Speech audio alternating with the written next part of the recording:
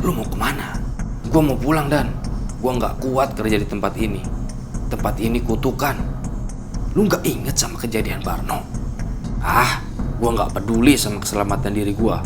Gua gak peduli sama resiko perjanjian itu. Dari gelapnya kamar, samar-samar ada seseorang itu kayak lagi telentang di atas dipan. Abdul coba tempelin kupingnya itu ke pintu kamar. Orang itu bilang, "Tumbal."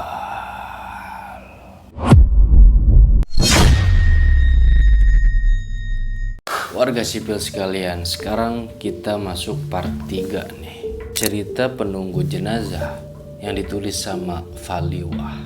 Di part 2 kemarin kita udah tahu nih, Barno, salah satu pekerja di rumah panggung itu, tewas. Yang bisa dibilang tewasnya ini cukup mengerikan akibat melanggar perjanjian.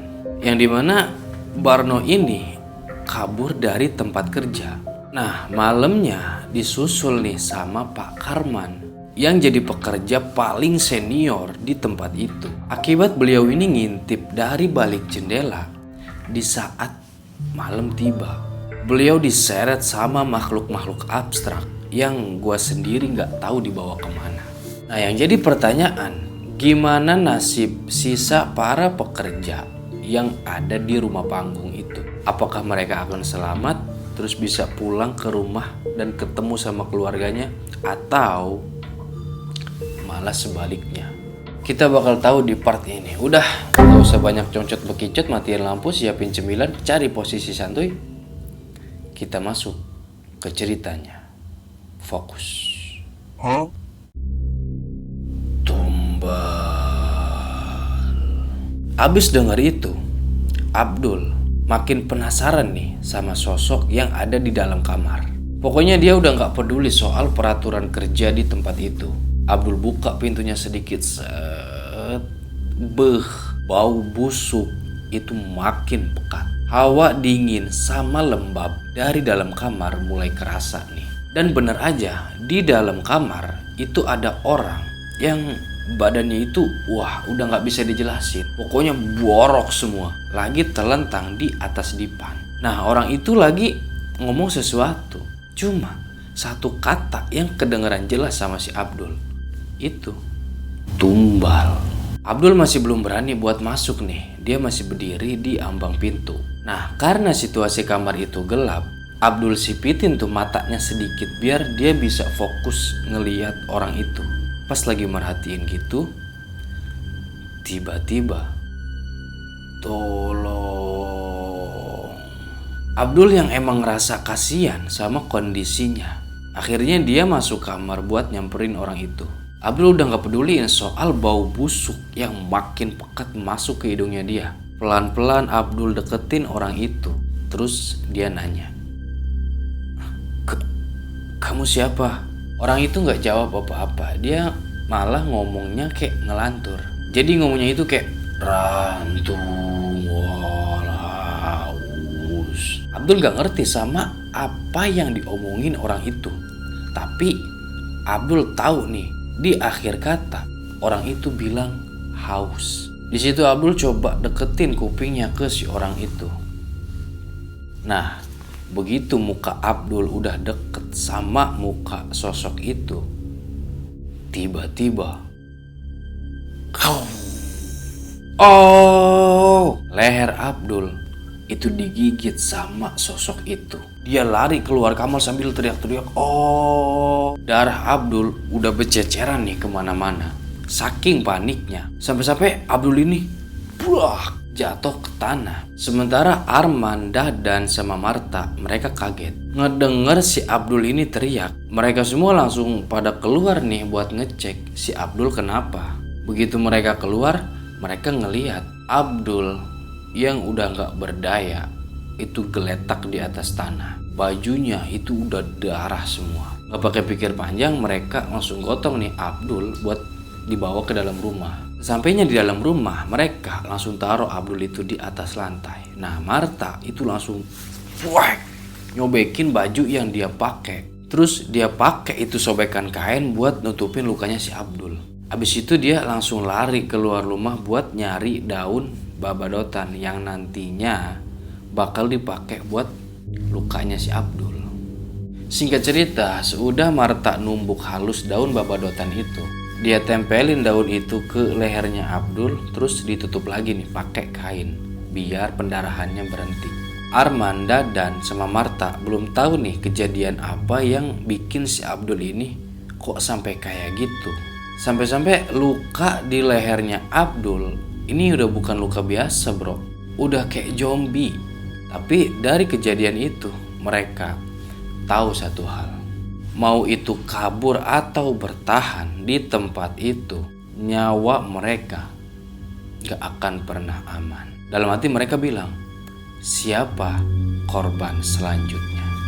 Siang itu, sesudah mereka ngobatin Abdul, mereka pada istirahat nih. Nah Arman waktu itu lagi ngelamun di teras rumah. Dia terus aja mikirin gimana nasib dia sama keluarganya. Arman ini ngelamun sambil pandangannya itu ngeliat ke arah hutan. Nah pas lagi bengong kayak gitu, tiba-tiba dari dalam hutan Arman ini ngeliat ada laki-laki paruh baya itu jalan ngarah ke Arman sambil kayak yang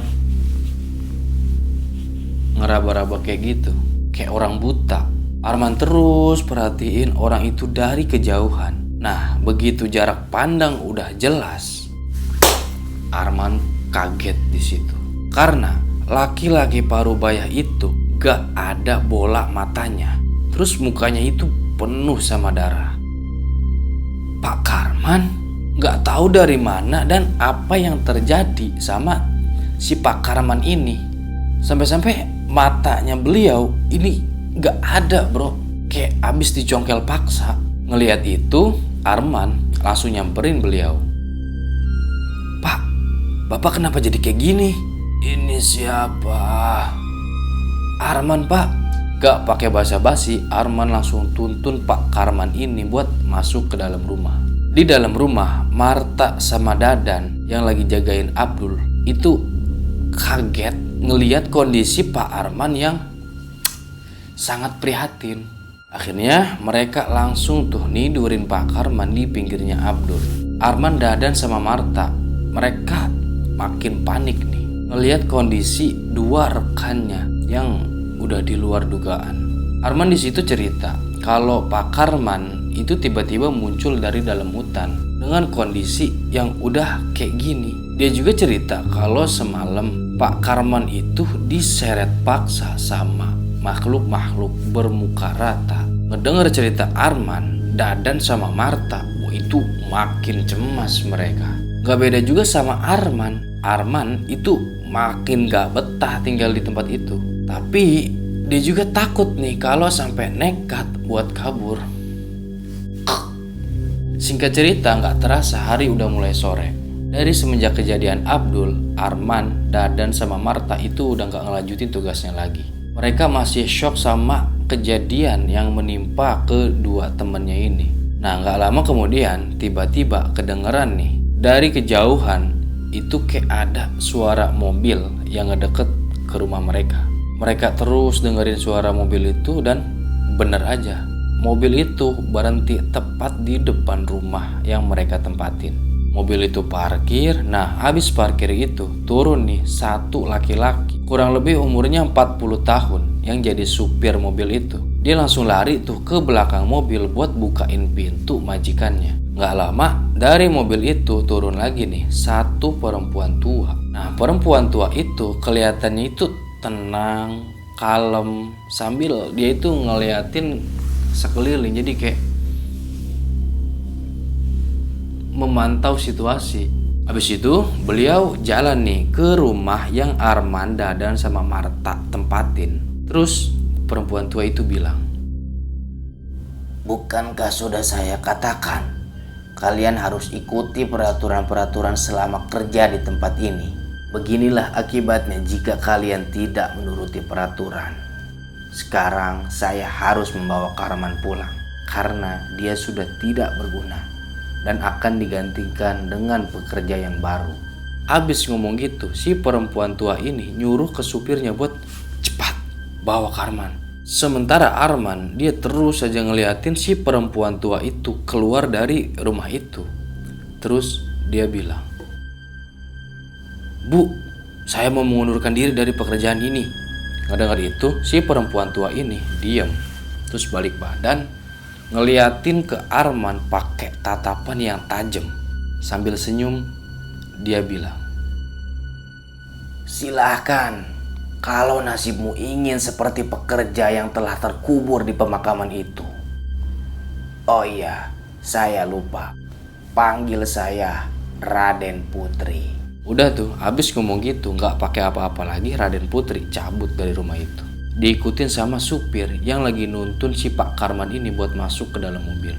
Gak tahu Pak Karman ini mau dibawa kemana. Beres Raden Putri itu pergi, gak tahu kenapa tiba-tiba suasana itu kayak yang beda bro. Kayak lebih mencekam. Abdul yang udah dipindahin dari ruangan depan ke dalam kamar, dia masih terus aja tuh nangis, nahan sakit dari bekas gigitan itu. Terus dia bilang ke Marta, "Mar, gua mau pulang. Gua kangen anak istri gua." Marta cuma diem aja tuh ngedengerin Abdul ngomong kayak gitu. Dia gak bisa bohong, Marta juga matanya itu udah kayak mau nangis. Dia ini sedih ngelihat kondisi temennya yang udah gak berdaya. Terus dia bilang, "Dul, maafin gua ya, karena gua udah ngajak lu buat kerja di tempat ini." Jadi Marta sama Abdul ini bisa dibilang sahabat lah. Dari kecil mereka itu udah berdua aja nih. Susah senang bersama, kerja di perusahaan yang sama, bahkan di saat nganggur mereka itu selalu bareng-bareng. Pokoknya udah deket banget lah. Sampai suatu ketika Marta ditawarin nih kerja di rumah panggung itu, yang diiming-imingi gaji yang cukup gede. Marta gak bisa berangkat sendiri. Dia mesti ngajak sahabatnya si Abdul buat ikut kerja di rumah itu karena lumayan gajinya gede. Akhirnya Marta sama Abdul terima pekerjaan itu. Walaupun mereka gak tahu, dari situlah awalnya semua petaka. "Mar, gua kapok kerja di tempat ini. Gua mau pulang." Marta gak jawab apa-apa di situ, dia cuma nangis aja tuh karena dia nyesel udah ngajak Abdul buat kerja di tempat itu. Singkat cerita, hari udah mulai sore nih. Abdul yang emang lagi istirahat tidur, gak tahu kenapa tiba-tiba Abdul ini ngalamin kejang-kejang bro. Suhu tubuhnya itu panas banget. Marta sempat panik di situ. Dia langsung lari ke ruangan depan buat minta tolong ke Arman sama Dadan. "Bang, tolongin temen gua bang, si Abdul." Gak pakai lama mereka langsung masuk nih ke dalam kamar buat ngecek si Abdul. Dan bener aja, kondisi Abdul udah makin parah. Di sisi lain mereka ini bingung, ini mereka harus gimana? HP gak ada, kendaraan juga gak ada. Sementara posisi mereka itu ada di tengah hutan.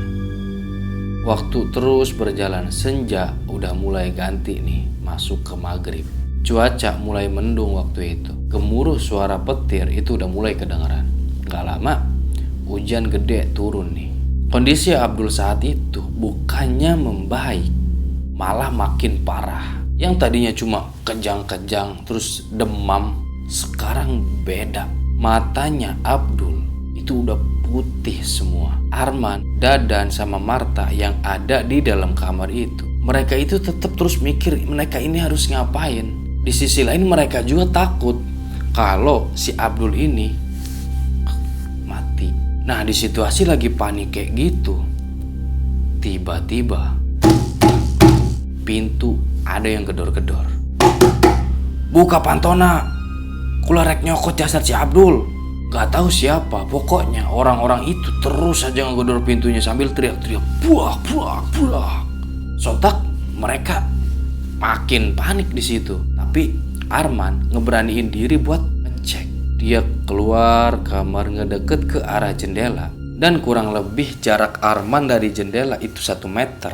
Tiba-tiba wush, gorden jendela itu ketiup angin. Wush, berbarengan sama cahaya kilat yang seketika bikin kondisi rumah itu terang.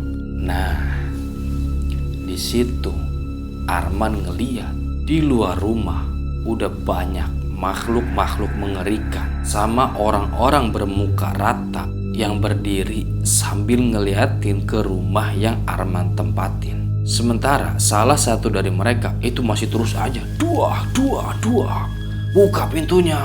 Arman udah bener-bener takut di situ. Oke, kita balik dulu nih ke dalam kamar. Di dalam kamar, Abdul yang masih kejang-kejang itu ditepak-tepakin sama si Marta. "Dul, bangun Dul, bangun sadar." Di luar, hujan makin gede. Suara gemuruh petir sama kilat itu bikin seisi rumah jadi mencekam. Dadan sama Marta yang lagi panik itu cuma bisa ngeliatin Abdul kayak yang kesakitan. Dia kejang-kejangnya itu kayak yang mau bangkit. Matanya putih, mulutnya hitam. Gak lama, buah, Abdul muntah darah. Habis itu Abdul berhenti kejang-kejang. Matanya melotot, mulutnya menganga. Dadan yang emang dari tadi gak bisa ngapa-ngapain, dia ngeberaniin diri buat ngecek kondisinya Abdul. Begitu dia pegang lehernya Abdul, tangannya, terus Dadan bilang, "Abdul udah pergi, Mar." "Abdul!" Di ruangan depan, Arman dengan rasa takutnya yang udah hampir di puncak, dia masih berdiri aja tuh di belakang pintu. Sementara makhluk-makhluk itu nggak berhenti-berhenti ngegedor pintunya. "Buak, buak, buak, buka pintunya." Tiba-tiba Abdul ngedenger teriakan itu. Arman makin panik. Dia tahu kalau Abdul ini pasti kenapa-napa, tapi dia nggak bisa beranjak dari posisinya dia. Badannya itu kayak nggak bisa digerakin. Sementara di hadapan dia itu kengerian orang-orang yang lagi buak-buak gedor-gedor sambil teriak-teriak. Dibarengi sama suara petir, kilat, sama hujan gede. Wah, jadi satu malam itu. Dalam hatinya Arman, dia ini nyesel karena dia nggak bisa baca ayat-ayat Al-Quran. Jangankan Al-Quran, sekedar baca Al-Fatihah itu dia nggak bisa. Tapi yang dia bisa ucapin sekarang cuma satu lafal, Allah. Nah, nggak lama, buah, pintu kedobrak nih. Angin langsung nabrak badannya Arman. Dari kilatan cahaya sekarang Arman bisa ngelihat jelas makhluk-makhluk mengerikan itu udah kumpul di depan rumah. Sementara orang-orang baju putih itu masuk sambil bawa keranda ngelewatin Arman yang lagi berdiri. Muka Arman itu makin pucat, jantungnya udah deg deg deg deg. Situasi takut kayak gitu Arman masih terus aja tuh ngucapin zikir itu, Allah. Nah, rombongan baju putih itu berhenti di depan kamar. Mereka taruh keranda di depan pintu, terus mereka masuk buat ngambil jasadnya Abdul. Di dalam kamar, Dadan itu masih shock ngelihat kondisi Abdul yang gak jauh beda sama kondisinya Barno. Sementara Marta itu masih terus aja nangis sambil melukin badannya si Abdul. Nah, orang-orang baju putih itu langsung nyamperin si Abdul. Terus mereka dorong itu si Marta. Tapi Marta itu langsung ngerangkak lagi ke jasadnya Abdul. Cuma tenaga orang-orang baju putih itu kuat banget. Dia dorong lagi sampai akhirnya Marta itu ngejengkang ke belakang. Terus orang-orang itu bawa jasadnya Abdul keluar kamar. Mereka masukin ke dalam keranda. Gak pakai babi ibu lagi, orang-orang baju putih itu langsung cabut nih sambil ngebawa keranda itu. Gak tahu jasadnya Abdul itu mau dibawa kemana. Beres orang-orang baju putih itu ngebawa jasadnya Abdul keluar rumah, makhluk-makhluk mengerikan itu pada ngikut di belakangnya. Ya bisa dibilang ngiring jasadnya Abdul. Arman sama Dadan itu udah bener-bener gak bisa apa-apa. Marta yang masih gak nerima, dia lari keluar kamar, dia mau kejar rombongan itu. Tapi Arman sama Dadan berusaha buat, "Jangan Mar, jangan." Mereka nahan si Marta biar Marta ini jangan sampai keluar rumah. Dari kejauhan, beres makhluk-makhluk itu pergi, udah hilang, tiba-tiba buah, pintu ketutup sendiri. Di situ Marta masih terus aja nangis sampai akhirnya buah, Marta pingsan. Singkat cerita, sudah kejadian itu, situasi udah mulai tenang nih. Hujan udah mulai reda, Marta itu masih pingsan. Sementara Arman sama Dadan itu cuma duduk aja di kursi sambil mereka itu ngeliatin Marta yang lagi geletak di atas lantai. Mereka nggak tega ngeliat si Marta karena mereka ngerasain gimana sedihnya jadi Marta. Pas lagi hening kayak gitu, tiba-tiba Arman berdiri. Terus dia bilang, "Dan besok kita bakar tempat ini. Kita pergi dari tempat terkutuk ini. Lu gak lihat karena mereka gak nurut sama peraturan, mereka jadi korban. Gua gak peduli sama perjanjian itu. Bertahan atau kabur sama-sama akan mati. Lebih baik gua pergi dari tempat ini, walaupun nyawa taruhannya." Singkat cerita, Dadan masih duduk aja nih di kursi. Dia diem aja tuh, duduk ngeliatin Arman. Arman ini kayak yang sibuk mondar-mandir. Di sisi lain Marta masih belum sadar. Arman masih terus saja mikirin gimana caranya mereka itu bisa keluar dari tempat terkutuk itu. Nah, ngelihat Arman yang kayaknya pusing kayak gitu, Dadan nanya, "Man, lu yakin sama rencana ini?" Arman nengok set. Terus dia jalan ngedeketin Dadan sambil mukanya itu diadepin sama si Dadan gini. Terus bilang, "Gua yakin gua bakal bawa lu semua keluar dari tempat jahanam ini. Terus apa rencana lu selanjutnya? Di dapur banyak minyak tanah kan? Pagi-pagi sekali sebelum subuh, sudah Marta sadar, kita bakar tempat ini. Gua yang langsung mengeksekusi rumah-rumah biadab ini, dan lu beresin rumah Batak Merah ini." Abis ngomong gitu, Arman duduk. Terus dia senyum. Sambil senyumannya itu kayak yang soalnya dia udah yakin banget sama apa yang bakal dia lakuin nanti. Malam itu mereka gak bisa tidur nih. Arman dia ini udah gak sabar buat ngabisin rumah-rumah panggung itu, terus cabut dari sana. Sementara Dadan itu kebalikannya bro. Dia gak yakin sama rencana temannya ini. Dari raut mukanya Dadan kelihatan kalau si Dadan ini benar-benar gelisah. Nah, pas lagi kayak gitu, tiba-tiba, "Dul, jangan tinggalin gua, Dul. Dul, gua harus bilang apa sama istri lu? Mar, sadar, Mar." Tapi Marta masih belum sadar. Dia masih terus aja tuh ngigo, "Dul, maafin gua, Dul, maafin gua, Dul." Tapi Arman langsung berdiri di situ. Dek. Terus ngajak Dadan, "Dan, ikut gua sekarang." Dadan bilang, "Mau kemana, Man?" "Nyari minyak tanah." Terus Marta gimana? "Udah, tinggalin dulu sebentar." Udah tuh mereka jalan nih ke dapur. Nah, di ruang dapur Arman langsung kayak ngeliatin sekeliling. Gak lama Arman ngeliat di pojok dapur ada beberapa dirijen, ya kurang lebih mungkin 5-7. Arman ambil dirijen itu, terus dia buka tutupnya, dia cium nih. Arman di situ senyum. Gak pakai pikir panjang, Arman sama Dadan bawa dirijen itu ke ruangan depan. Beres dirijen-dirijen itu udah ada di ruangan depan, Arman buka pintu. Brah! Dia bawa 2 dirijen itu jalan ke arah rumah-rumah panggung. Dadan teriak-teriak di situ, Man, lu mau kemana?" Tapi Arman gak ngegubris omongannya Dadan.